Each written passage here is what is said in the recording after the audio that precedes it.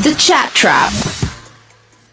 A very good morning to you. I am Jamie, and this is, of course, the Chat Chat on Relax Radio.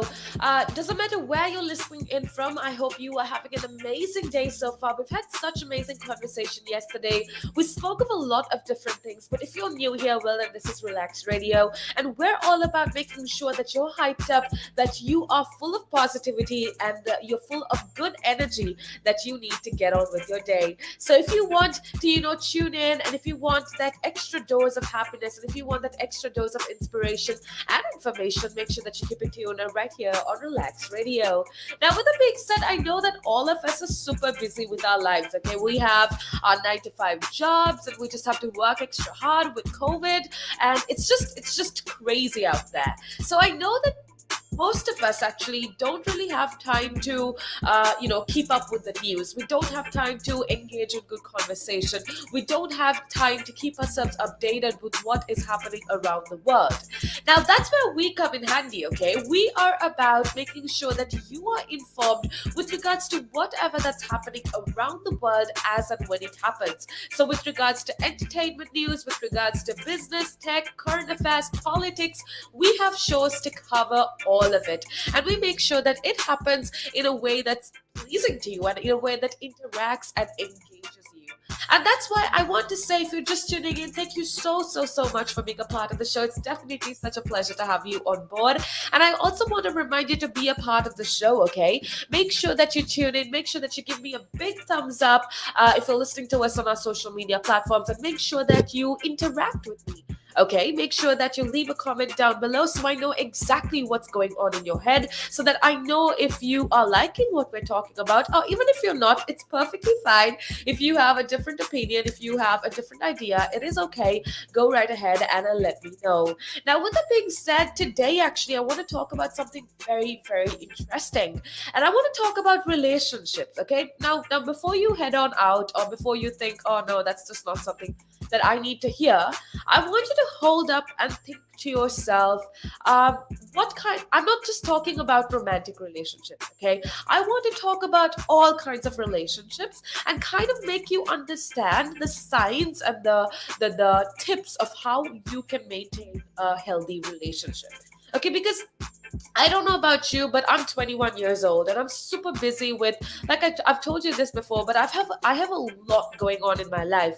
And I feel like sometimes when I have so much going on, I kind of forget to maintain relationships in my life. Like, I don't know if that makes sense to you, but it's definitely something that happens to me. With everything that's going on, I forget to maintain my relationships with my loved ones, with my friends, and I just want to show you, or I just want to remind you that these things can be really important. Because at the end of the day, we as human beings, we need human relationships in our life. So what I'm going to do to you is give you a few tips on how you can maintain healthy relationships, and red flags of toxic relationships and whatnot. And we are also going to be talking about a lot of celebrity relationships as well. I actually want to talk about Selena Gomez for a little, because Selena Gomez, I watched an interview which was actually interesting, and Selena Gomez actually opens up about how her past relationships have actually been cursed. And I'm just quoting her. We'll get to that story in just a little bit, but let's talk about healthy relationships in general. Okay, if you have or want a romantic relationship, you probably want a healthy one. I mean, who wants a toxic relationship in their life? But this idea of a healthy relationship, I feel like, is commonly spoken about in social media. We see this idea of the necessity of a healthy relationship on TikTok and Instagram. But do we really know what a healthy relationship means? Sometimes we just don't know. Those are just words to us. But what I want to try to make you understand is what a healthy relationship actually looks like. Now, before I get into the actual conversation, a little disclaimer. I want you to remember that healthy relationships do not look the same for everyone. Okay, every single person has different needs, and I feel like healthy relationship from person to person differs. Okay, your specific needs around communication, uh, physical affection, if that's a thing, space, shared hobbies, values, and so on, is going to change throughout your life. Okay, so a relationship that could work in your 20s may be nothing like the relationship that you want in your 30s, right? Like that to me is something that I wish I was told a few years back, especially when you're a crazy teenager and you think that the world revolves around you. I feel like I wish somebody told me this. A relationship, be it a love relationship, be it like a friendship, at the end of the day, a relationship that works in your early teenage years, a relationship that works in your early 20s is not going to be anything like the relationship that you crave for and the relationship that you so desperately seek when you're 30, right? First of all, I want you to understand that. Now, moving on, I want you to understand that, okay, I feel like with social media and with us having so many influencers on social media and so many people putting their relationship out in public, we see people interacting in relationships, we see basically all aspects of their life.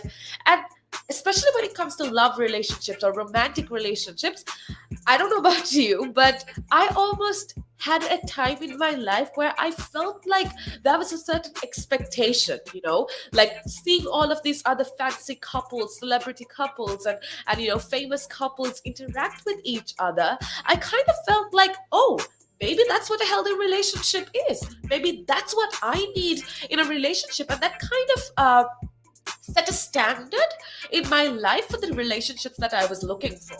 But only recently I realized that, especially what people put on social media and all of these couples that we see engaged in romantic relationships, even like parent-children relationships that we see on social media, especially on TikTok and other social media platforms like that, they only show us one aspect of things. Right? So, first thing what I want you to remember is, do not judge a healthy relationship based on somebody else's relationship. Okay, don't judge or don't set that standard for yourself, because what's healthy for them could, firstly, you could only be seeing one aspect or one platform of their relationship. Secondly, what works for them could not work for you. Okay, it's different from people to people, and that's what I want to clarify before we get into the actual conversation. Now, in short, what I'm trying to tell you is that this healthy relationship, this idea of a healthy relationship, is a very broad term. Okay? At the end of the day, a healthy relationship, according to my opinion, means something that makes a relationship thrive depending on your personal needs. And at the end of the day, it gives you more happiness than stress, worry, or anxiety. That at the end of the day is a healthy relationship if both of you can be independent people and grow in your independent ways while supporting each other. That essentially is a healthy relationship in my perspective. Now, with that being said, I am, like I told you, I'm 21 years old, and I am absolutely no guru, or I am no expert whatsoever in terms of relationships, but definitely this is in general the keys or the signs that stand out in flourishing or healthy relationships. So, what are a few key signs that stand out in flourishing relationships? I think the first thing that's most important is open communication. I feel like partners in a healthy relationship, even if it's friendship, okay? So when I say relationship, yes, I know it quite often, more often than not, rather, talks about romantic relationships, but I'm talking about all relationships in general. Healthy relationships, the most hallmark sign of a healthy relationship is open communication. You typically talk about the things going on in your life, your success, your failures, everything that happens in between. You should be comfortable talking about absolutely any issue that comes up, from the things that happen in everyday life, such as work or friend or stress, to more serious issues such as mental health. Or workplace problems or abuse or whatever it is, financial concerns. These are all issues or aspects that you need to be able to communicate with each other if you are in a healthy relationship. That essentially is what open communication means like. Now, what I want you to do, if you're listening in, I want you to apply each of these key hallmark signs that I'm going to portray to you or that I'm going to talk to you. I want you to apply each of these in your relationships. I want you to apply these into your personal relationships that you have in your life so that you can decipher for yourself if you have a healthy relationship or not. Okay, so number one is communication, open communication. Even if your partner has or even if your friend or whoever you're in a relationship with has a different opinion, you need to have a safe space. Okay, what does that mean? That means that they are going to listen to you without judgment and that they will share their perspective, but they're not going to enforce or coerce their judgment on you, even if they don't agree. Okay, so communication goes both ways. It's important you also feel that they'll be comfortable voicing their opinion or their concerns or thoughts as they come up with you, and that essentially I feel like is one of the most important signs of a healthy relationship. Now, with that being said, we've been talking for quite some time. We're going to head on to a little break, but make sure that you keep it tuned right here on Relax Radio. The valuations that you place on an asset are always behind you. It's always in hindsight. It's never in front of you. And that's one of the challenges, right? Because you're always valuing what happened yesterday. And what you need is what's going to happen tomorrow. What am I saving or investing for? Why am I doing it? When will I need the money? And how much money do I need? Yeah. So that's quite important, because when you're looking at your net worth, you got to start with saying, well, what do I want my net worth to be, so that there's a goal, and then work backwards. How do I get there? And if I can start with £50 or $50 a week, if I save that every week, and you can go online and use calculators online. I don't have to teach you the maths behind it, but you can say, okay, and if I get a 3% return and I put this away for how long will it take to reach my goal? And that's called just this basic cash flow projection calculations. And it's what we use in financial planning all the time. What we say to clients is we say, okay, what is your goal? What is your objective? Where do you want to go to? And we discuss that in a lot of detail and over most of the meeting. And then the rest of it is saying, okay, in your exact circumstances, with your risk profile, with how you feel about investments and pensions and taxes and where you are and who you work with, and your education level or your lack of education or how involved you want to be. There's a lot of variables that we take into account, and then we say, okay, here's a plan. You start like this, that's great. And then we review it all the time. And we say, okay, we need to increase it, we're on track, we're not, this is what has happened. Because remember, when you're dealing with assets, the valuations that you place on an asset are always behind you. It's always in hindsight. It's never in front of you. And that's one of the challenges, right? Because you're always valuing what happened yesterday, and what you need is what's going to happen tomorrow. So that's a struggle. Yeah. So there are strategies everywhere from £50 a week up to £100 million, and they're different. Right? They range differently from everyone, but and from country to country, to be fair. Different countries have different tax laws, so different vehicles. But from your point of view, at the sort of normal end, I'm not going to call it the low end because I'm in that boat as well. It's as tax efficient as you can get it. That's where you start. You use all the tax efficiencies, and then you step up into different things.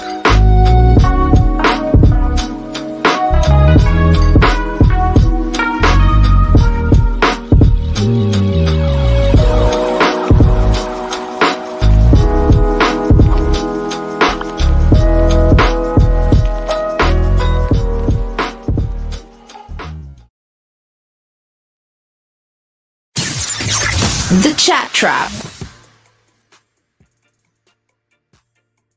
Having yourself an amazing day so far. We've had such amazing conversation. We've been talking about so many different things so far, and I just want to let you know that it is definitely such a pleasure for me to have you on board. So thank you so much for being a part of the show. Thank you for tuning in. Thank you for connecting with me. And I want to remind you to be a part of the show by joining us on our social media. That is Instagram, Facebook, YouTube, and Twitter, TikTok as well. Actually, we go as Relax Radio, and we are giving you the best of content 24/7, 365. So make sure that you go show us some love on our social media so that we know that you are a part of this journey with us at Relax Radio. Now, with that being said, I also want to remind you that we are always here for you, okay? If you want to have a conversation with us, if you want to share your thoughts, your ideas, or anything at all, go right ahead. Please feel free to call us up on 07852 473 473, or very simply head on over to our social media, like I just told you, and connect with us. Now, with that being said, earlier on, we were talking about healthy relationships. We were talking about the signs of healthy relationships, and what I wanted you to do for me is to kind of apply these signs into the relationships in your life and to kind of decipher for yourself if the relationships were healthy or not. Now, with that being said, we already spoke of one aspect of a healthy relationship, and that was open communication. I told you how open communication is absolute key. That essentially shows if your relationship is healthy or not. At the end of the day, one thing that I do want you to understand is that no two people on this earth are going to be 100% alike. Okay, no two people are going to have the absolutely same ideas. Nobody is going to have the same perspectives. You're going to have some sort of difference. But I think at the end of the day, with regards to relationships, what's most important is essentially to be able to kind of compromise. Okay, so if you have a partner, or if you have somebody in a relationship that can look at you or listen to you or understand your perspective without judgment, then that essentially is a part of open communication, and that essentially is yet another part of or sign of a healthy relationship. Now, with that being said, the other thing that I think is something that's really hard to come by, but something that's absolutely important when it comes to healthy relationships is trust. Now, I know, it's very weird for me to talk about trust because I am a person with huge trust issues, and I feel like that's because, at least in my romantic relationships, I've never met somebody I can trust, which essentially means that it wasn't a healthy relationship. Because trust, at the end of the day, at least in my opinion. Again, this is all just my opinion, okay? I could be wildly incorrect. I could be massively inaccurate, which is why I want to know what you're thinking. I want to know if you agree with me. I want to know your thoughts and your opinions. So don't feel shy to shoot it down here on the comments or let me know what you are thinking. Now, with that being said, I think trust involves a lot of honesty and integrity. Okay, and trust means that you don't keep secrets from each other.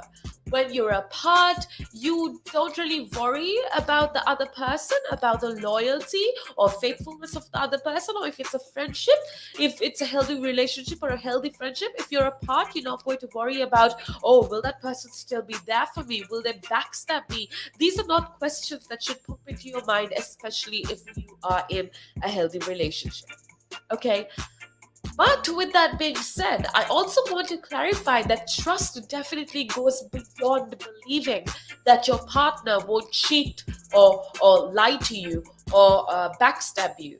Okay? Trust goes above and beyond that. I feel like trust essentially means, especially in a healthy relationship, trust means that you feel safe and comfortable with these other people that you are in the relationship with. And it also means that you feel safe and comfortable knowing that they won't hurt you both physically and emotionally. Because as crazy as it may sound, I feel like domestic abuse, according to statistics, especially in the UK and especially all around the world, a lot of violence against women, especially violence against women, has been violence conducted or done by somebody that the woman knew or was in a relationship with. which is why I feel like trust definitely goes beyond believing that this other person won't cheat or lie to you. Trust also means that you always feel really comfortable and safe around these people that you are in the relationship with, both physically and emotionally.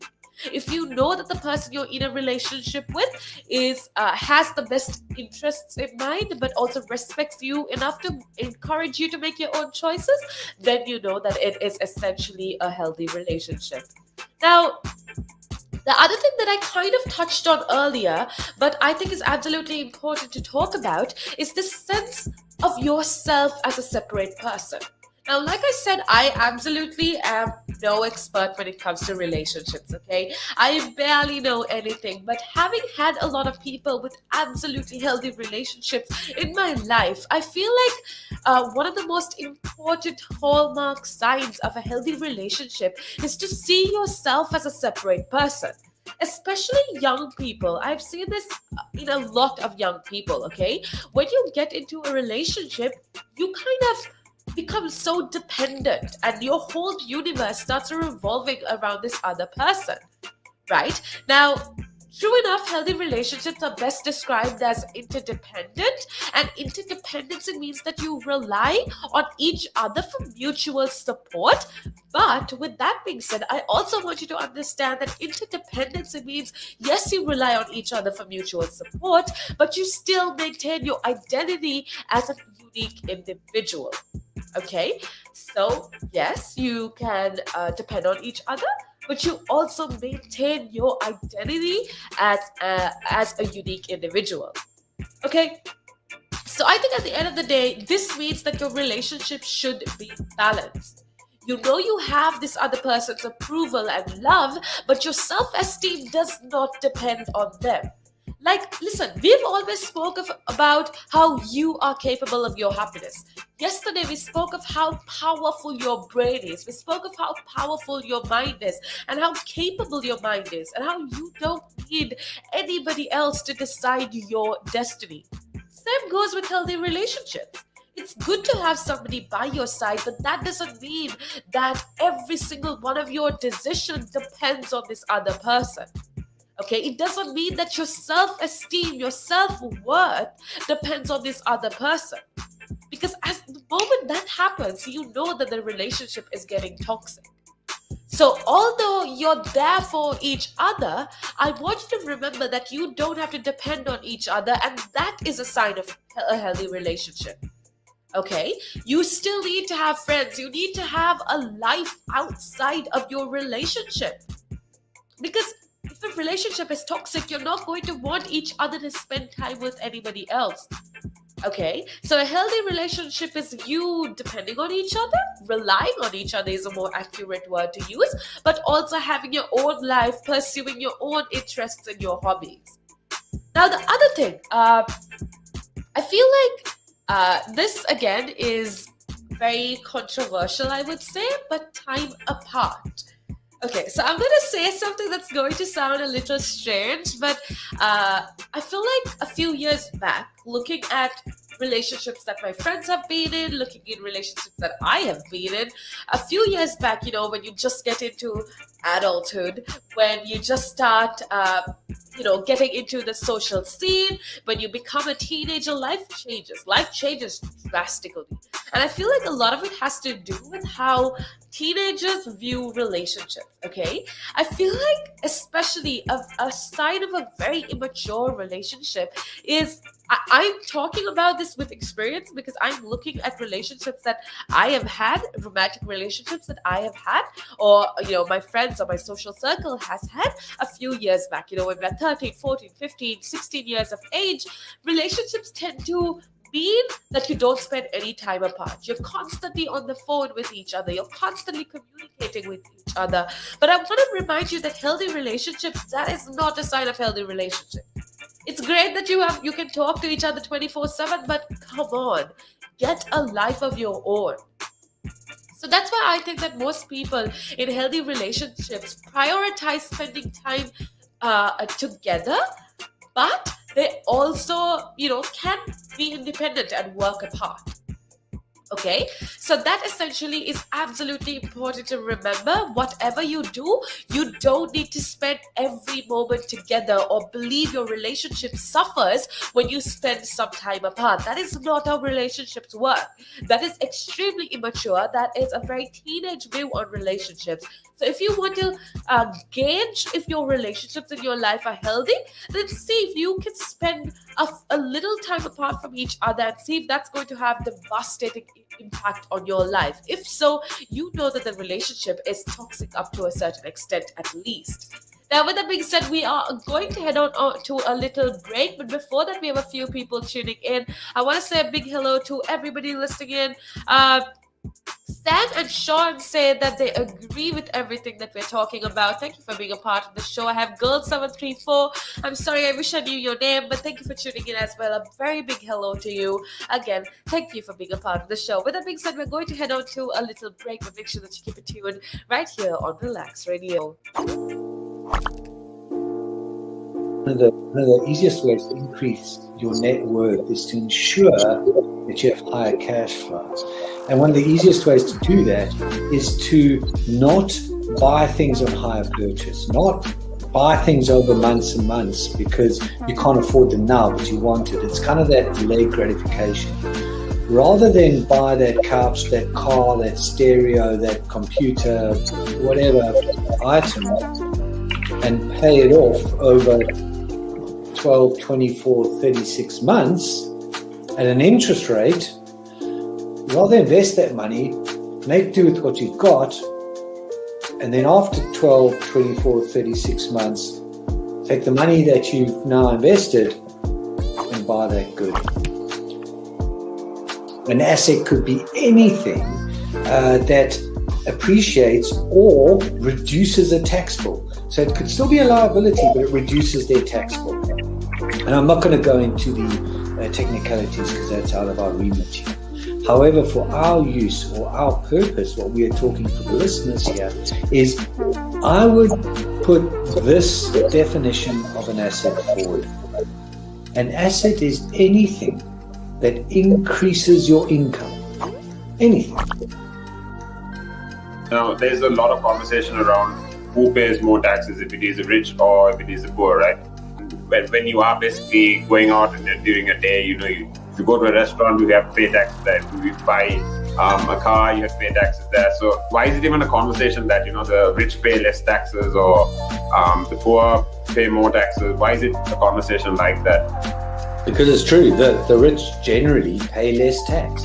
A rich person walks into a Tesco's or a Sainsbury's, they're not going to get a different bill than another person, right? They're still going to pay the same VAT on those goods. They're still going to pay the same thing. So that's all the same. However, the differences come in if you can pay yourself from your own company, you can structure it in a way that you pay less income tax through paying a bit of salary, paying dividends and so forth, and then also deferring income.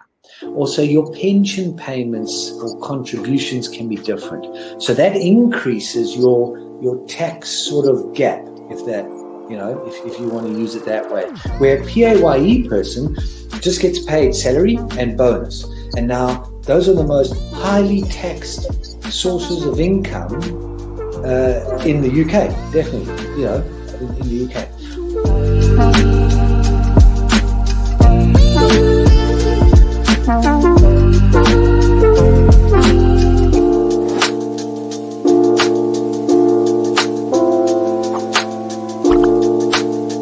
Again.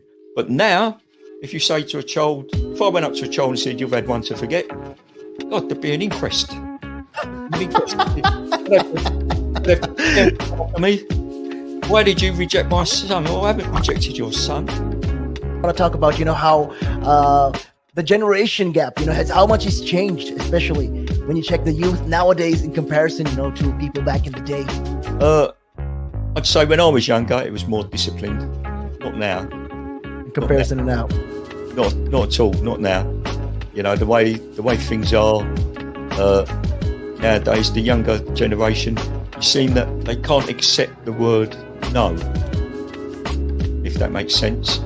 They can't. They can't accept rejection. Essentially, is what you're trying to say.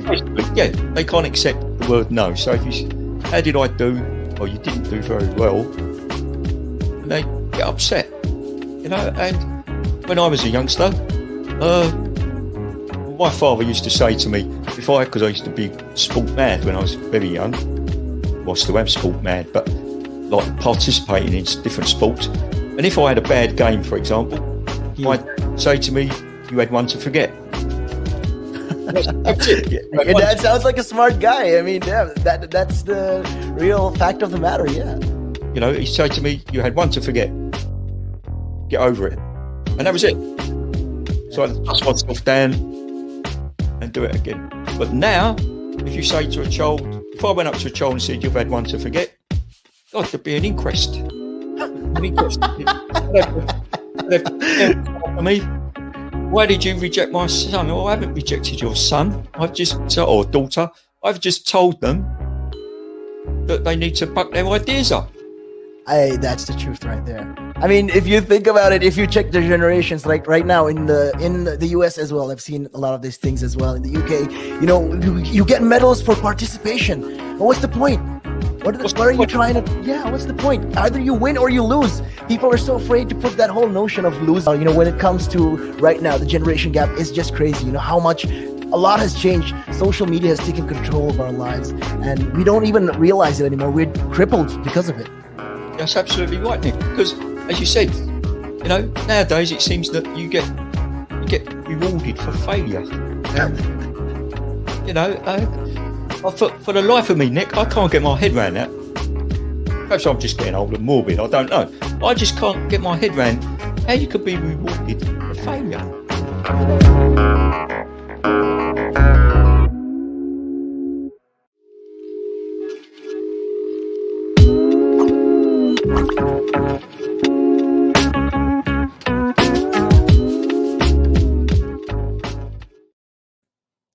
Welcome back to the show. Hope you are having an amazing day so far. We've had such amazing conversation, actually. We've been talking of such different things as so far.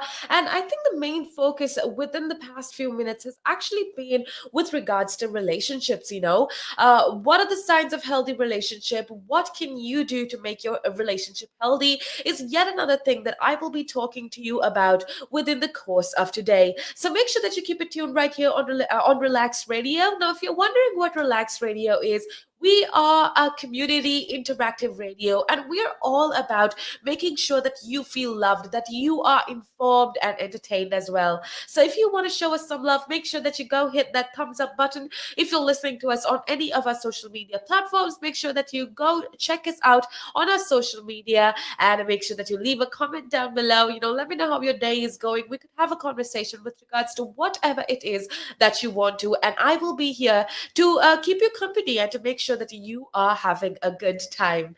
Now, with that being said, like I told you before, we've been talking about relationships, okay? We've been talking about what are the signs of a healthy relationship. And I spoke of quite a lot of things. Now, if you're just tuning in, well, then I'll just give you a little recap of the signs of a healthy relationship, okay? We spoke of how the first part or the first hallmark sign of a healthy relationship essentially is open communication. Okay, if you're comfortable with each other, if you can talk to each other about whatever it is, about the good times, the bad times, and everything in between, if you could have a conversation with your partner and if you're comfortable enough to do so, that essentially is a healthy relationship.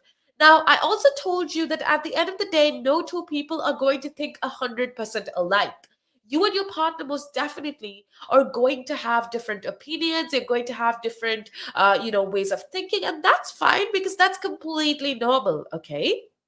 But I want you to remember that a sign of a healthy relationship is that you can listen. Both of you can listen to each other without a judgment, but share your own perspective.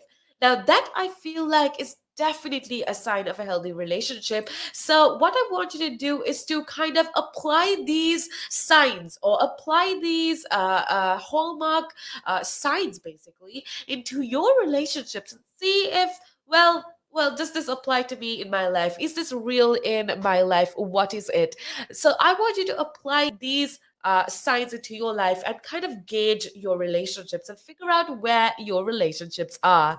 Now, with that being said, the other thing that, or another thing that is an absolute sign of a healthy relationship is trust. Okay, I told you how trust involves honesty and integrity, and it goes beyond the fact that the other person won't cheat to you or lie to you. I told you how trust is trusting that that person won't harm you in any way possible, trusting that you feel safe and comfortable around this other person. Well, then, if so, you are in a healthy relationship. I told you how it's important to see yourself as a separate person.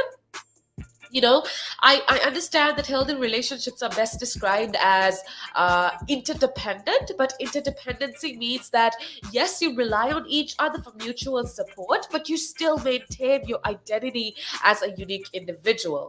Okay, curiosity is another thing that I couldn't speak of earlier on, but I definitely think curiosity is another aspect that is a key characteristic of a long-term love or long-term romantic relationship. A characteristic of a healthy long-term relationship is most definitely curiosity. Okay, this means that you're interested in each other's thoughts, you're interested in each other's goals and daily life. If you kind of if you're interested with how their day is going, or what their goals are, then that's curiosity in each other's life. And that curiosity essentially is a very good sign, or it is one of the most important signs that portray a healthy relationship. Okay, I spoke of time apart. How, yes, it's important to spend time together with the person that you're with, but it's also important to be able to spend time apart. That's a sign of a healthy relationship. You need to understand that whatever you do, you don't need to spend every moment together. And that essentially is yet another characteristic of a healthy relationship. Again, playfulness, lightheartedness is also something that I think is important in relationships. It's important to make time for fun and spontaneity, and you just need to make time for each other, not just for the serious things, but just for some lighthearted, playful time as well. If you can joke around and I don't know, my perfect relationship is when you can joke around and laugh together. That is most definitely a good sign. Okay, sometimes I feel like there are so many challenges in life, and they can distress you, they can affect you mentally, but affect both of you actually. And I feel like this essentially could temporarily change the tone of your relationship and make it hard to relate to each other in your usual ways. But being able to share lighter moments that help relieve the tension, even if it's briefly, I feel like is absolutely important. And that essentially strengthens relationships even in tough times. Of course, physical intimacy is absolutely important. Teamwork is yet another thing that's absolutely important. I feel like when you're in a relationship, you're kind of in a team together. So, a sign of a healthy relationship, or rather, a strong relationship, can be considered as a team. Okay, if you work together and support each other, even when you don't see eye to eye on something, or even when your goals aren't exactly the same, if you can support each other, that essentially is teamwork to me. And I feel like healthy relationships, in short, it's when you have each other's backs. It's when you can turn to them when you're struggling, and you're always ready to offer support when they need you. And that essentially is a very, very prominent sign of a healthy relationship. Conflict resolution is yet another thing that is important when it comes to healthy relationships, in my opinion. Even in a healthy relationships, you are going to have the occasional disagreements. You're going to feel frustrated or angry with each other. And that's why that kind of brings me to my point that I brought out earlier on. You see relationships in social media, you see relationships of all of these celebrities and famous people, and you think, oh no, why don't I have a relationship like that? But at the end of the day, a true relationship is definitely going to be a roller coaster ride, okay? A real healthy relationship is going to have ups and downs, and that's just how life works.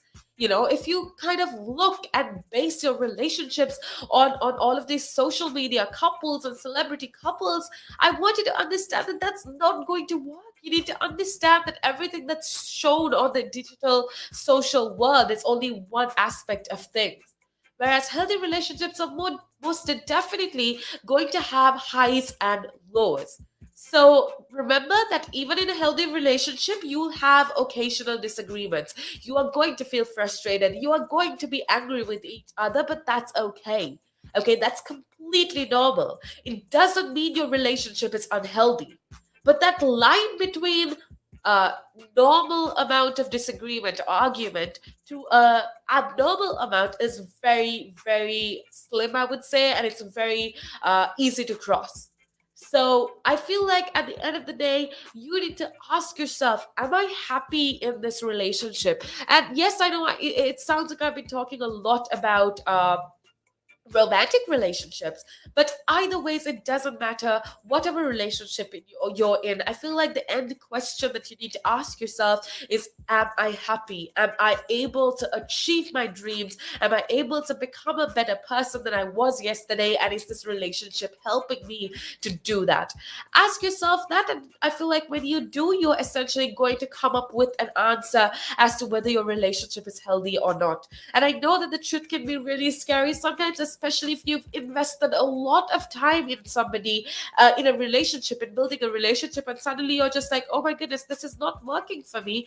I want you to remember that at the end of the day, what's important is you, okay? You are absolutely what's important, is the first thing that you need to think of. If you are not happy, then you've got to let go, because what's the point of life if you are struggling and suffering because of the sake of a relationship? So remember that to put yourself first, ask yourself constantly, is this relationship good for me? Is it helping, enabling me to accomplish my goals and dreams in life? Ask yourself these questions, and I promise you that you are going to get an answer. It's not going to be easy, but it's very important to face it. Now, when I come back, we are going to be talking about Selena Gomez, because I have some very interesting news to share with you about her. So make sure that you keep it tuned right here on Relax Radio. Climb Mount Everest. That is one of my that's in my bucket list. You're laughing, but that is the facts right there. I'd love to do that. That is something I'm looking forward to do, hopefully. Climb Everest. Mount Everest. I mean, okay, not the very tip of Mount Everest, maybe the base camp at least. They're talking about mental health. If you went out and got some exercise in the fresh air, that will improve your mental health. It will make you feel better. That's true. That is true. I wholeheartedly agree. But then for some people, it's, how do you find the motivation to, especially when it comes to riding a bicycle, to do it again and again and again and again? It's a cycle that you have to be used to. How do you do it? What makes you wake up in the morning and decide, hey, I'm going to pick my bike up today. I'm going to cycle. What makes you want to do that? What makes me want to do that? Yeah. What do you like? What could you give listeners, like people listening in right now? What kind of tip could you give them? Well, the first tip I would give them, if you haven't tried it before, try it.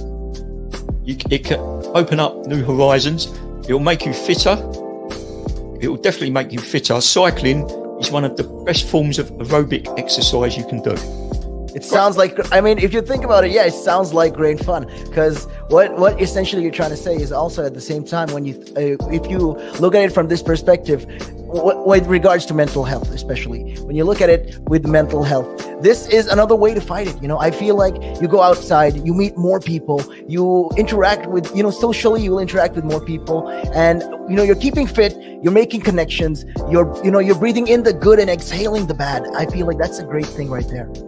Absolutely. Yeah, you got a better way with words than I have, I'll tell you. But you're quite right. What you say there. You're quite right. I mean, I've been doing this for quite some time. I mean, hey, you'll get the hang of it. I've been doing it for about 10 minutes now, so yeah. That I can never really understand people staying in one room the whole day when you can have the world to see. I am a traveler. I travel. I love traveling. Traveling is just one of the things I do. And yeah, on top of my bucket list was, to one time, hopefully when I get there, go to Nepal and climb Mount Everest. That is one of that's in my bucket list. You're laughing, but that is the facts right there. I'd love to do that. That is something I'm looking forward to do, hopefully. Climb Everest. Mount Everest. I mean, okay, not the very tip of Mount Everest, maybe the base camp at least. Base camp, yeah. At least. Would you be able to cycle there? Oh.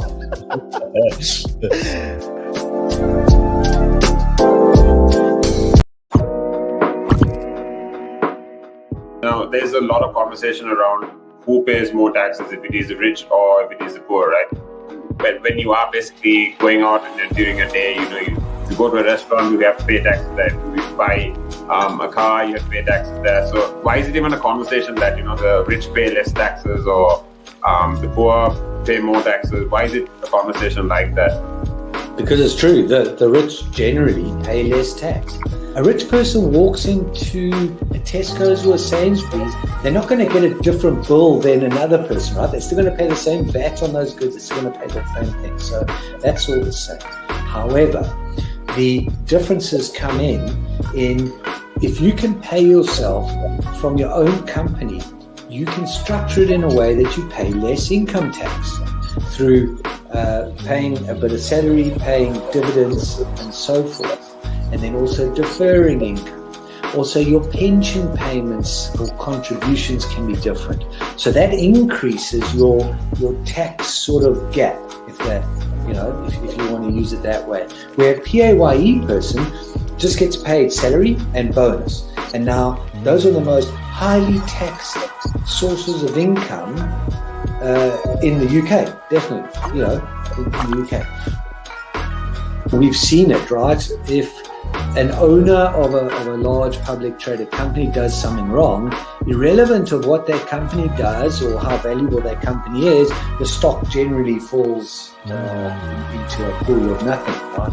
Because in a public company where the stock is traded openly on the stock exchange, the value of that stock is driven by supply and demand, it's driven by emotion, it's driven by news, it's driven by quite a lot of variables over and above the actual accounting or total net worth of that company. I mean, we've seen it, right? If an owner of a large public traded company does something wrong, irrelevant of what that company does or how valuable that company is, the stock generally falls into a pool of nothing, right? And the company may still have value, it may still be doing quite a good things.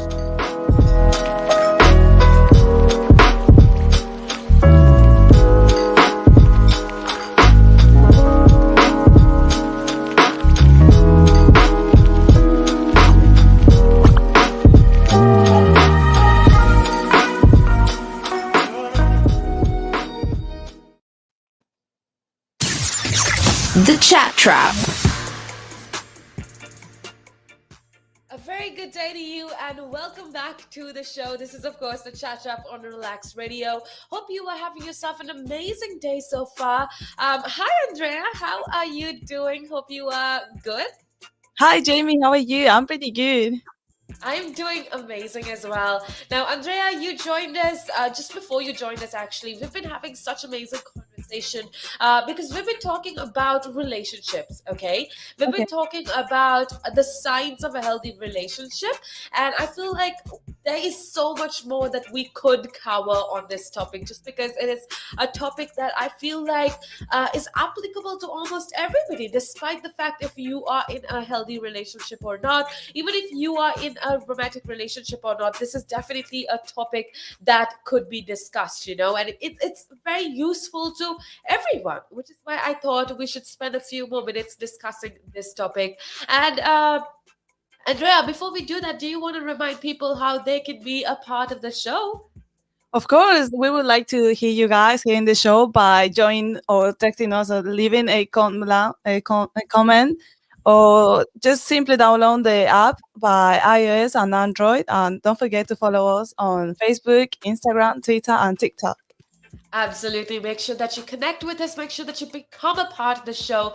Because, like I always tell you, what's most important to us here at Relax Radio is you, okay? The reason we are doing this is for you, and we want you to connect with us, be a part of the show, and let us know what you're thinking. You could share your personal experiences with us, and you could help all of the people that are listening to us. We are a multiple plethora of platforms. So make sure that you keep it tuned right here on Relax Radio. Now, with that being said, Andrea, I actually want to talk about something very, very interesting with regards to our main topic, okay? And that's with regards to Selena Gomez. Do you know what's happening with Selena Gomez? Do you have any idea? Kind of. I think that she started talking about like in a open way about her last relationships, which was like so dramatic for everyone, and everyone was looking at that. Absolutely. So she has finally opened up about her past relationships, and I feel like Selena Gomez, like you said, it's been so dramatic. It definitely cannot be easy to have your personal relationships and your private affairs kind of displayed for the entire world to see. But that is what happened with Selena Gomez, and she finally opens up about her past relationships, and she says that her past relationships have essentially been cursed. Okay, now, I know if you're listening and you're probably wondering, what does she mean? But just to give you a little recap, Selena Gomez is opening up about her relationships. And this 28-year-old singer rather, just revealed that she's always felt less than in past relationships. She's always felt that she was never really equal to. Does that make sense to you? Because that for me feels so upsetting, because Selena Gomez, in my eyes, is one of the most incredible people. And I know she dated Justin Bieber.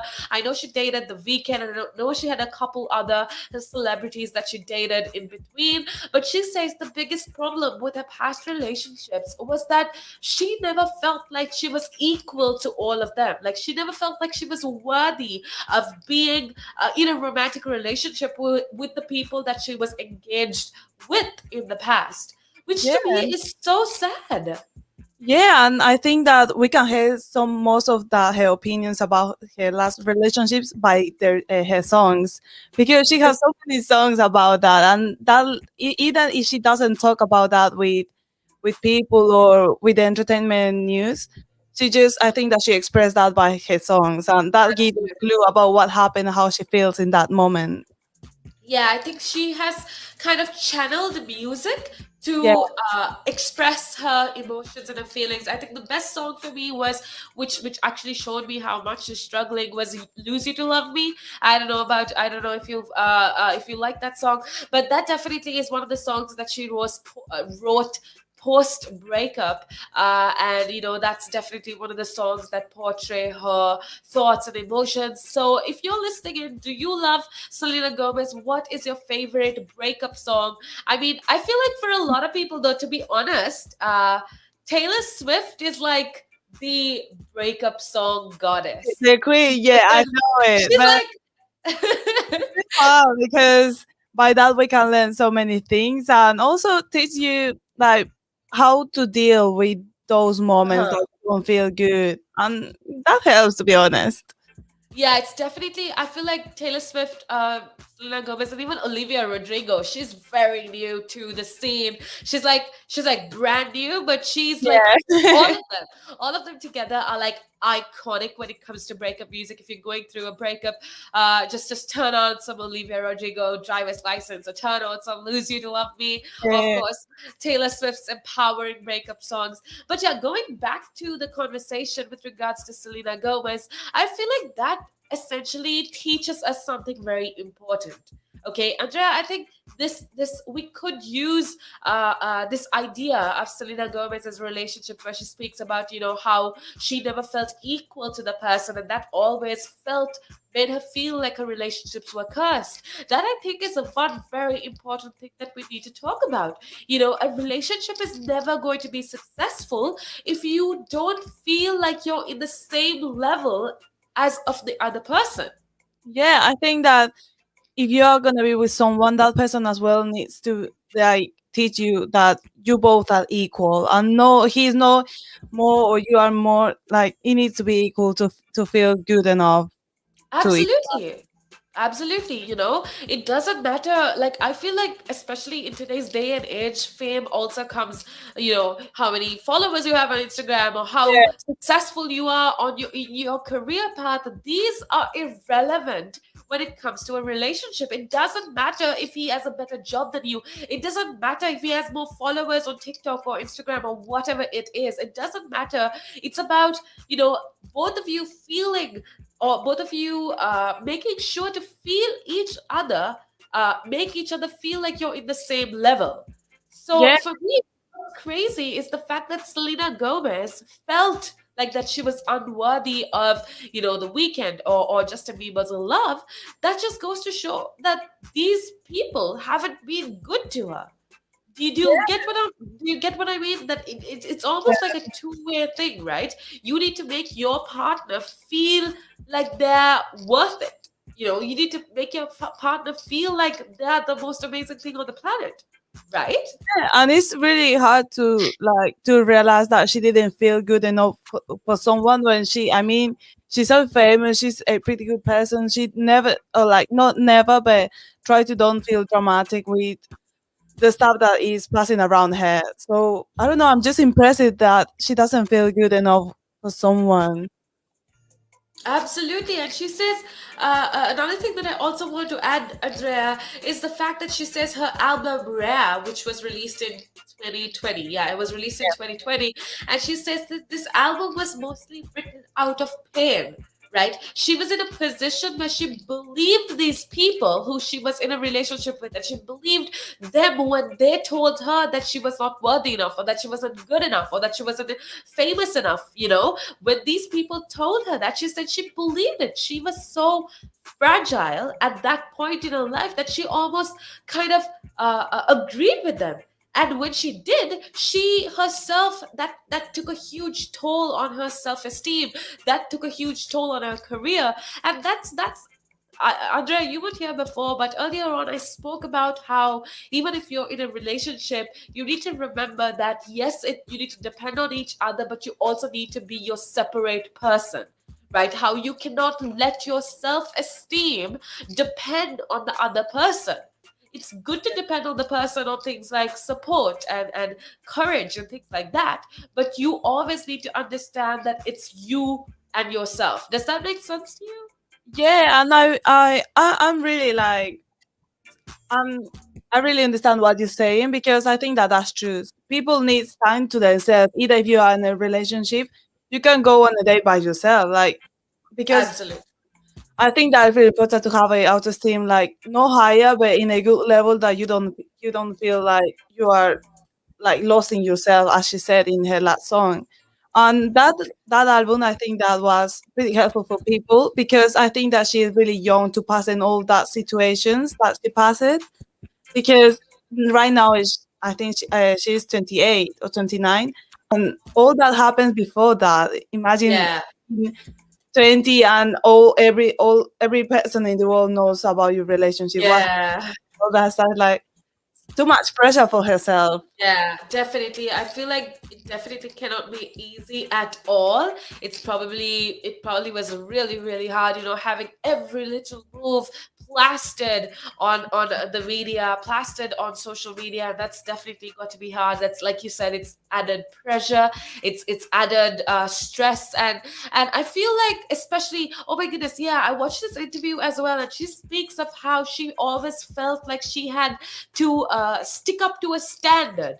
Like with her relationships, she always had to fulfill society's expectations, her fans expectations of what they wanted from her in a relationship, which again is something I spoke of earlier on. A healthy relationship, you cannot have standards. You cannot follow society's standards. You need to set those standards for yourself. Yeah, and I No. think that we could see that in her Vogue video. Like, I think that was in like 2 weeks ago. She was talking about her looks, and in that Yeah. she expressed it like, I didn't feel good in that dress, but everyone, when I watched her video, like I was like, you look amazing, and you've been in a toxic relationship and you didn't appreciate yourself. I mean, how? But what do you think that reminds us? I feel like at the end of the day, everybody around you could feel something about, like, okay, let's take a good example, okay? Everybody around you, say you're in a relationship, hypothetically, you are in a relationship, and everybody around you is like, oh my goodness, that relationship is amazing. You guys look so cute together.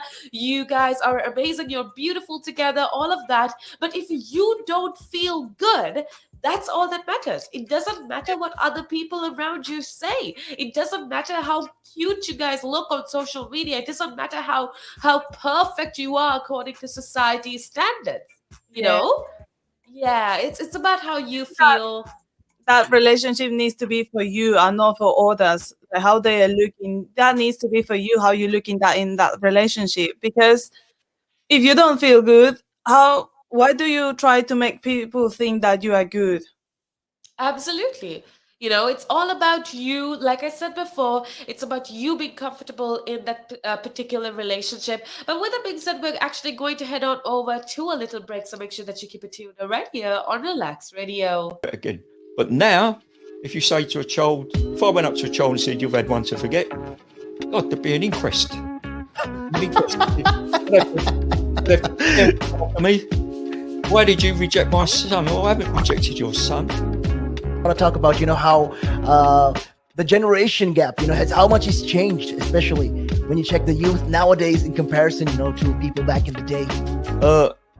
I'd say when I was younger, it was more disciplined. Not now.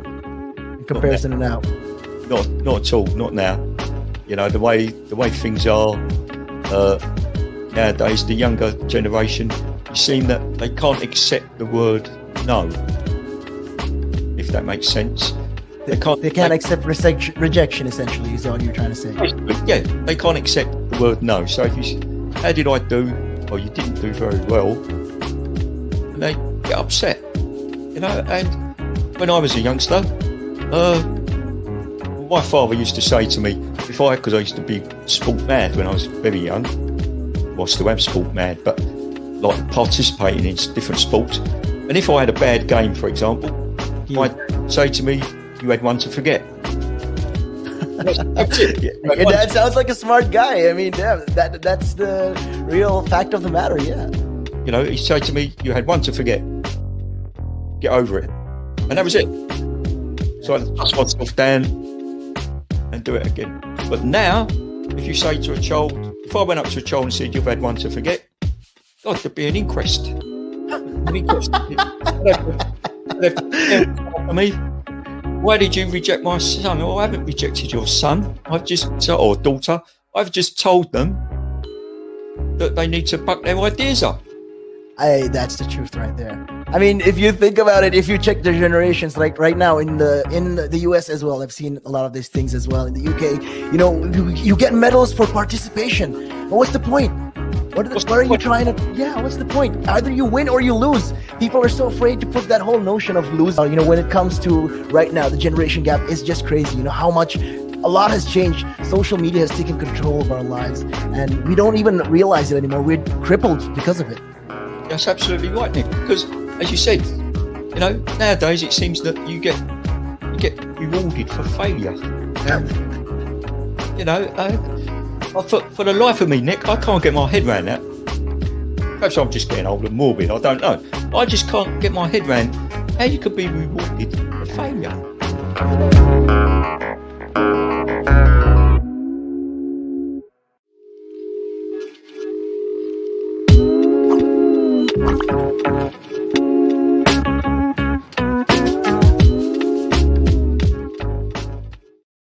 The valuations that you place on an asset are always behind you. It's always in hindsight. It's never in front of you. And that's one of the challenges, right? Because you're always valuing what happened yesterday. And what you need is what's going to happen tomorrow. What am I saving or investing for? Why am I doing it? When will I need the money? And how much money do I need? Yeah. So that's quite important, because when you're looking at your net worth, you've got to start with saying, well, what do I want my net worth to be, so that there's a goal, and then work backwards. How do I get there?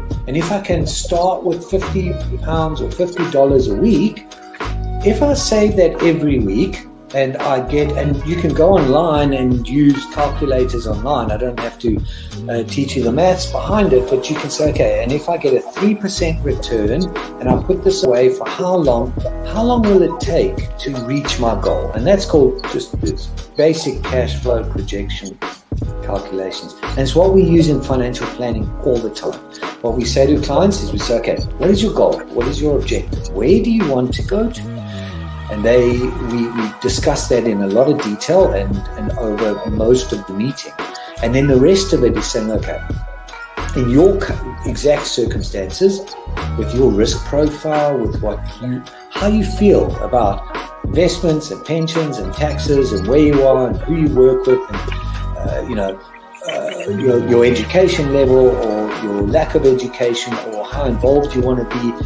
There's a lot of variables that we take into account, and then we say, okay, here's a plan.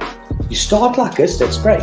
And then we review it all the time. And we say, okay, we need to increase it, we're on track, we're not, this is what is happening. Because remember, when you're dealing with assets, the valuations that you place on an asset are always behind you. It's always in hindsight. It's never in front of you. And that's one of the challenges, right? Because you're always valuing what happened yesterday. And what you need is what's going to happen tomorrow. So that's a struggle. Yeah. So there are strategies everywhere from £50 a week up to £100 million pounds.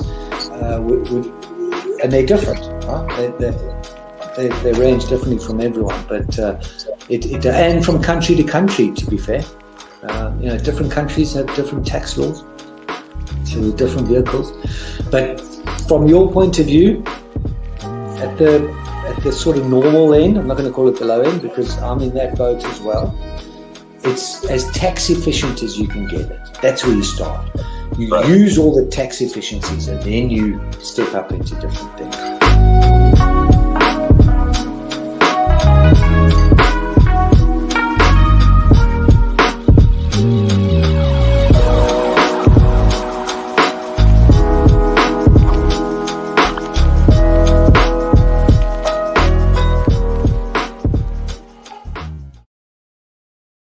Welcome back to the show. Hope you are having yourself an amazing day so far. A very good morning to you or good afternoon, depending on where you are around the world. It's definitely such a pleasure for us to have you on board. So first things first, thank you for being a part of the show. Thank you for tuning in. Thank you for joining us.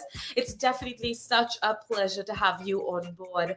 Now, with that being said, Andrea, we've been talking about something very interesting. We've been talking about relationships. We've been talking about what are the signs of healthy relationships? And we spoke of Selena Gomez for a second. We spoke of how signs of her relationship that we used in our life to kind of gauge if our relationships are healthy or not. Now, with that being said, Andrea, I know you want to talk to everybody about signs or what you can do to improve your relationship. But before that, I think it's important to kind of talk to everybody about signs of a toxic relationship. What essentially means by toxic relationships, or what are the signs of a toxic relationship? I think that's definitely something that we should talk about and that we will talk about right now. Okay, so what are a few telltale signs of toxic relationships that you can think of, Andrea? For me, I think the first one is okay, what's the first one? The first one for me definitely should be lack of trust. Right? Do you think yeah? Yeah. I think yeah. Lack of trust definitely is one of the most important things to remember, especially if you are in a very negative or very toxic relationship. Your partner is going to be listen, your partner at the end of the day is somebody that you should rely on, okay? Somebody that you can be vulnerable with, somebody that you can have with you, who is there for you all day, everywhere you go. And in the absence of trust, none of these things are going to be possible. Okay, if you don't have trust, you're not going to be able to rely on your partner. You're not going to be able to be vulnerable with that person because you're constantly worried if this person is either loyal to you, or you're worried about your own safety when you're with this person.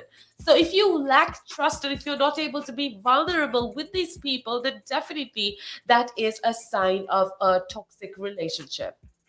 Yeah, wow, I think the same because if you don't feel comfortable with someone, or you are scared to tell something that is new or something that happens to you because he could push you or something like that, either is not something like to your body but to your mental health. I think that that's you don't need to be with someone that doesn't make you feel good and safe with them.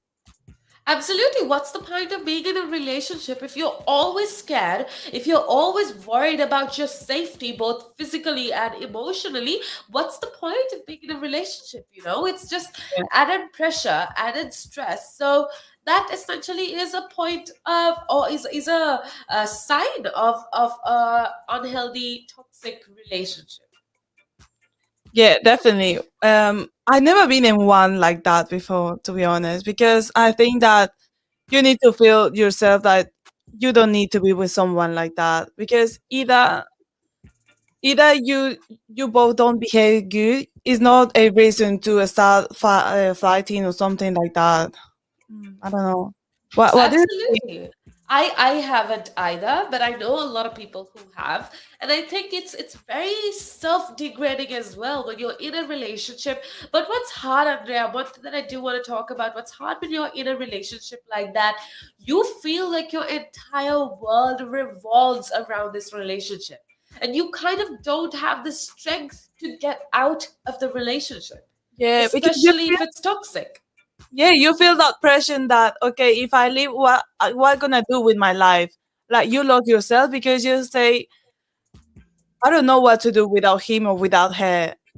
And I think that that's really important to don't depend on someone.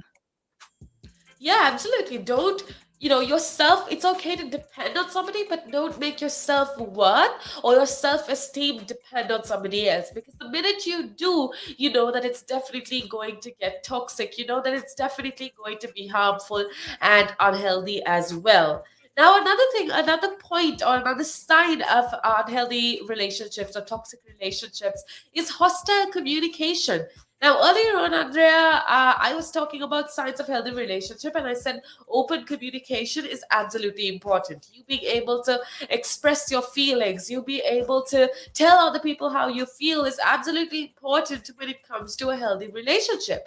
Similarly, on the other side of the story, if you're in a negative relationship, if you're in an unhealthy relationship, there's going to be very negative communication. There's going to be very hostile communication. Yeah, how you are Okay. never gonna understand your partner if you can't talk about that. I think communication is one of the most key, like the top one, to have a good relationship and healthy. Because if you don't feel comfortable with someone, just talk to him like or talk to her like, I feel this, I think about that, and instead of just ignoring that. Absolutely. Like what at the end of the day, see, okay, but with that being said up there, I also spoke of how two people can have different perspectives. You're never going to find two people on the planet that think 100% alike. But like you said, a healthy relationship means that it's okay to have different opinions, but you don't judge each other based on those different opinions. Yeah, Yeah. exactly. Because if you are with someone, you don't need to hope that person is gonna judge you because you feel free to express yourself and you don't feel close to don't speak out what you think about that. I In a relationship, of course, they have different opinions, and that's amazing because you can both can debate about that, but not just saying close your mouth or don't talk about that. I think that that's not a proper conversation with someone. Absolutely, I 100% agree. And if the conversation, okay, now what we can do to everybody listening in, Andrea, is tell them what is hostile communication. If you're always yelling at each other, if you're always name calling or using hurtful phrases, throwing and breaking things, and using your body for physical intimidation or force, those are signs of an unhealthy relationship. Those are signs of hostile communication, if you are always if you use the silent treatment. Do you know what the silent treatment is, Andrea? I Like, think. Tell me, tell so me, tell me. okay. Silent treatment is basically when people get mad at each other and you decide not to talk to each other for days and days. Like, it's also a very bad communication. Like, I've done that with my sister. When I get mad at her, I like I ignore her and I stop talking. Yeah, same with my brother, same. Okay. So those, especially when it's a romantic relationship, that's also another sign of hostile communication, of very bad negative communication. Because instead of talking to each other about how you feel, you're silent, doing your own thing, not even talking, which can later lead to a lot more problems. So, name calling, yelling, silent treatment, constantly interrupting each other, not allowing each other to express your own ideas, are all signs of hostile communication, which is basically a sign of a toxic relationship.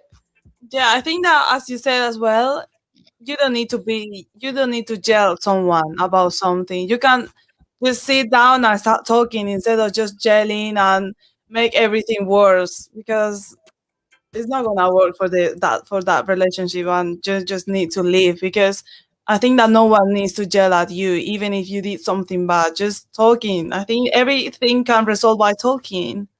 Absolutely. You need to talk it out. Like you said, everything can be solved by talking. Now, another sign of a toxic relationship is most definitely controlling behavior. If your partner, like, that goes back to what I said before about how both of you, even though you are in a relationship, you're two different people. You have your own hobbies, you should have your own strengths, and you should follow your own goals. Now, controlling behavior is most definitely another sign of a toxic relationship. If your partner doesn't have the right, I want everybody to understand and remember that your partner, no matter how long you have been together, your partner doesn't have the right to control your actions or your beliefs or your behavior. You know, Yeah, what? yeah. And that, I think that that's pretty common in those days, like when you say don't go out with these clothes, or don't go out with Yeah. friends. I think, why is yourself? I mean, I can respect you, I respect your idea, but tell me why not. Or either if you have a good argument, you need to live your life and say, okay, but I'm comfortable with this and I'm not doing something bad. Absolutely, it's about you being comfortable with whatever decision you make. And yes, your partner can help you make that decision, but they can't ever make that decision for you. Yeah, That when that happens, that's when it's controlling. So Andrea said, telling that person what's right for them. You gave the example of clothes. Another example could be threatening you, trying to manage your finances. Okay, all of that is controlling behavior. Acting like, if your partner always acts like you don't know what you're talking about, then that again is controlling behavior. Okay, because they're making you feel, like I said before, they're making you feel like you're not worthy. They're making you feel like what you're saying is not important, and that shouldn't be the case in a relationship. It shouldn't be the case at all. yeah, I completely agree, because imagine if someone just, you are happy in those days, and then you find a relationship and they tell you, okay, don't go out with these girls, or don't use these clothes, and you all the time be wearing that clothes, and then suddenly someone tells you that, you're not gonna feel comfortable. You're gonna say, okay, what's wrong here? Why I can't use something that I always been using during this time? Absolutely. It's up to you to make your own decisions. Like I said, it's okay to get the idea from somebody else or get help from somebody else in the decision making process, but you cannot let anybody else make that decision for you. Now, with that being said, we are going to head on to a little break. But when we come back, actually, I do want to talk to you about a lot more interesting things or signs of toxic relationships. And then Andrea will share with us how we can improve our relationships. And if you want to know more, you need to keep it tuned right here on Relax Radio. Climb Mount Everest. That is one of that's in my bucket list. You're laughing, but that is the facts right there. I'd love to do that. That is something I'm looking forward to do, hopefully. Climb Everest. Mount Everest. I mean, okay, not the very tip of Mount Everest, maybe the base camp at least. They're talking about mental health. Well, if you went out and got some exercise in the fresh air, that will improve your mental health. It will make you feel better. That's true. That is true. I wholeheartedly agree. But then for some people, it's how do you find the motivation to, especially when it comes to riding a bicycle, to do it again and again and again and again? It's a cycle that you have to be used to. How do you do it? What makes you wake up in the morning and decide, hey, I'm going to pick my bike up today. I'm going to cycle. What makes you want to do that? What makes me want to do that? Yeah. What do you like? What could you give listeners, like people listening in right now? What kind of tip could you give them? Well, the first tip I would give them, if you haven't tried it before, try it. It can open up new horizons. It'll make you fitter. It will definitely make you fitter. Cycling is one of the best forms of aerobic exercise you can do. It sounds like, I mean, if you think about it, yeah, it sounds like great fun. Because what essentially you're trying to say is also at the same time, when you, if you look at it from this perspective, with regards to mental health, especially when you look at it with mental health, this is another way to fight it. I feel like you go outside, you meet more people, you interact with, socially, you will interact with more people, and you're keeping fit, you're making connections, you're breathing in the good and exhaling the bad. I feel like that's a great thing right there. Absolutely. Yeah, you got a better way with words than I have, I'll tell you. But you're quite right. What you say there. You're quite right. I mean, I've been doing this for quite some time. I mean, hey, you'll get the hang of it. I've been doing it for about 10 minutes now, so yeah. That I can never really understand people staying in one room the whole day when you can have the world to see. I am a traveler. I travel. I love traveling. Traveling is just one of the things I do.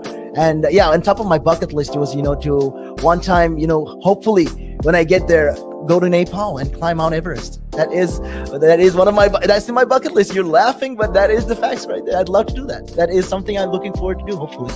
Climb Everest. Mount Everest. I mean, okay, not the very tip of Mount Everest, maybe the base camp at least. Base camp, yeah. At least. Would you be able to cycle there? Oh.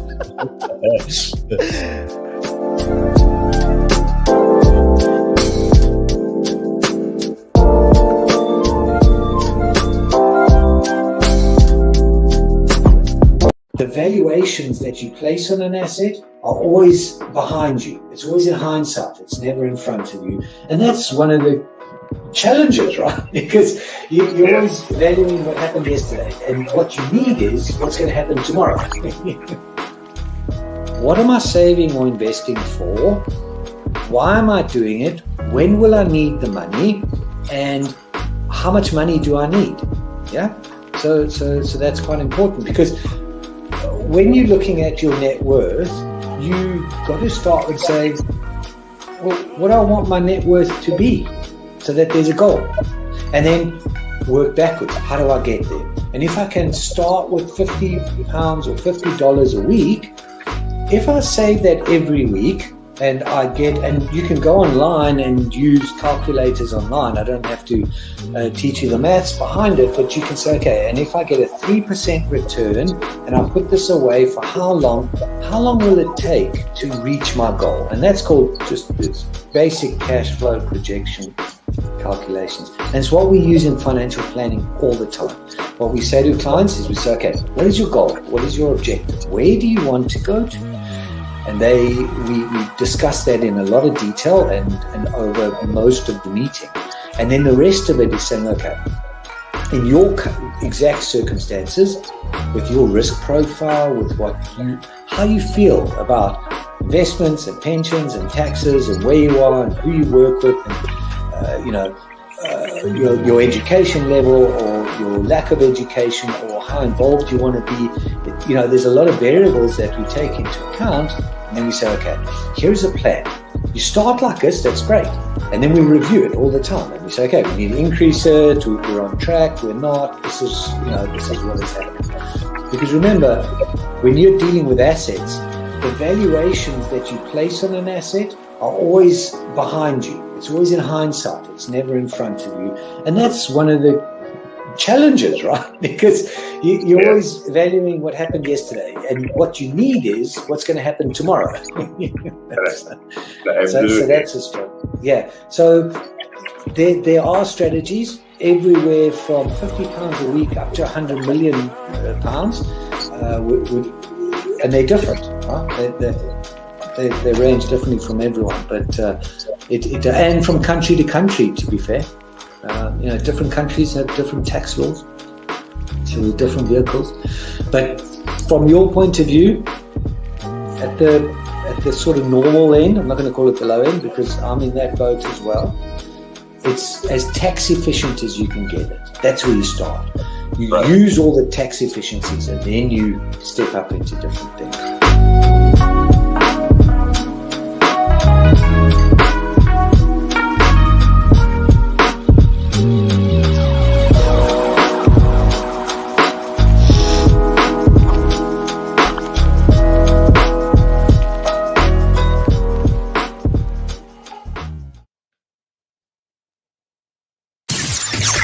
The Chat Trap. Welcome back to the show. Hope you are having yourself an amazing day so far. We've had such amazing conversation. We've spoken of a lot of different things. And I want to say, if you have been a part of the show, a very big thank you going out to you. For me and Andrea, it's definitely such a pleasure to have you on board. So thank you so much for being a part of the show. Big love going out to you. Hope you are happy. Hope you are happy with life.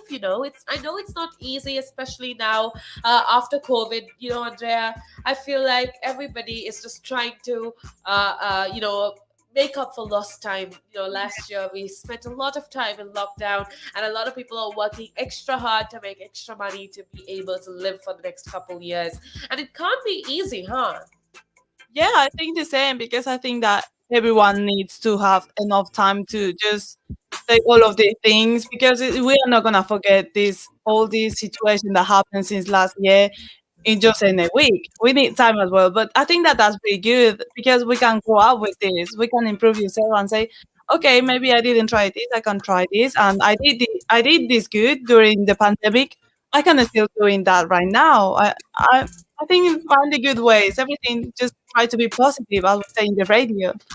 Yeah, everything would just work out. I feel like positivity is absolute key. You need to just hope for the best. You need to hope that everything's going to get better. And yesterday we spoke of positivity for quite some time. So if you want a little update about positivity, make sure that you go check out our video that me and Andrea did yesterday, because we talk about positivity quite a lot. Now, with that being said, Andrea, I feel like we need to continue our conversation with regards to relationships. What Yeah. are the signs of toxic relationships? Do you have any signs in mind that you want to talk about? Yeah, I was thinking about what you're saying, and a really good point that makes me mess it up with toxic relationship is all take and no give. Um, Oh, that I don't like that. I hate that because you are doing too much for someone and they don't even care about that or they don't realize until you speak up about that. yeah, like what's a relationship should be balanced. I think we touched on this earlier on as well. A relationship most definitely should be balanced. You shouldn't. It should never be a one-sided relationship. So, like for example, you shouldn't be the one to always start communication. Like for example, one person shouldn't always be the first person to send a message or to call or check up. It has to be a two-way thing. That the conversations need to be good, and you need to talk to each other about everything. And I think that balance about compromise. You give something, I get something back from you. That sort of is the basis of a good relationship. And if it's all taken, you help me, you talk to me, you do this to me, that to me, that essentially is a very, very prominent sign of a negative relationship or a toxic relationship, huh? Yeah, I completely agree with what you're saying because if you just do everything for someone, like as you said, like starting texting first, calling first, they are gonna get used to that and forgo to value because they forgo, okay, this person, I'm with this person in a relationship, so we should be equal and not just she's gonna call me or if she's mad, or she's gonna texting me, she's gonna come home or her, but I don't know, like as you said, it needs to be equal, but you always need to think about the other person as well because if the relationship is two persons in a relationship, not just one trying to make everything. Absolutely, it can't be a one-sided thing. Because if it's a one-sided thing, then it's not even a relationship, right?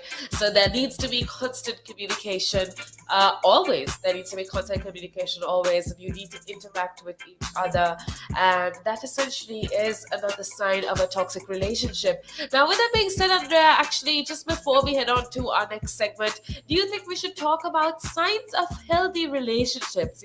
How to fix a relationship. Do you want to talk about that? Because I think even though relationships, even the best of relationships, kind of should be, what's the word? They should be spiced up sometimes. Even Yeah, the best of relationships could have lows, and you need to like work a little hard on perfecting the relationship. Yeah.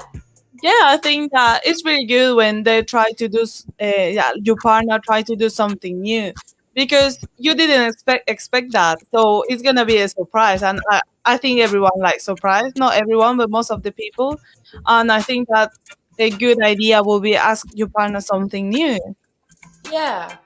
Yeah, it's about I feel like a lot of relationships, especially when when you get used to each other, you barely stop going on dates, you barely stop talking to each other. When you get used to each other, it's just like a daily routine. You don't bother asking how the day was, you don't bother asking how, taking the other person out for maybe a cute little date. But all of these things, no matter how long you've been going out or you've been married or whatever, all relationships need to be reminded. Even if it's a friendship, you need to remind your friends that you love them. Same way, if it's a romantic relationship, you need to keep reminding them that even though it's been 10 years or I don't know, however long it is, you need constant reminders that, we love each other. That I feel like is definitely a way to reset your relationship. Yeah, definitely. Because I think that at some point you need to have another taste of that relationship to improve. And as you said, like try to do something new, like a monthly date night or a new date, and like not simply just going out to a restaurant, maybe go to a park, Yeah. something that you both can really enjoy, but something that you didn't do before. Absolutely. And I think another important thing of resetting a relationship, if your relationship seems very unstable and it used to be good, but it's not good anymore, one thing you can do to reset it most definitely is to be a friend to your partner. I think that's something that a lot of us forget, when we're in relationship, we think that it's only a love partner, only a romantic partner. But it's important to find a friend in your partner as well. Figure out like what connects you, what are your favorite movies, what do you like to do together, what just be a friend. I think that's definitely another way that you can reset a relationship. I don't know if you agree with me, but that's my point. I completely agree, and you said a very good point, to be friend of your partner and not just looking at them for someone to that you are in love with. Because if you are gonna in love with someone, you're not gonna enjoy as a friend. Like, because we most of the people are friends and enjoy them to go out doing this, doing silly things either. You can do that with your partner because you are gonna enjoy that time and just forget about everything. I really like the point that you said because it's really important. Absolutely, I think it's important as well. Another thing, Andrea, that I think is absolutely important when it comes to resetting your relationship or making sure that your relationship goes back to normal is apologizing.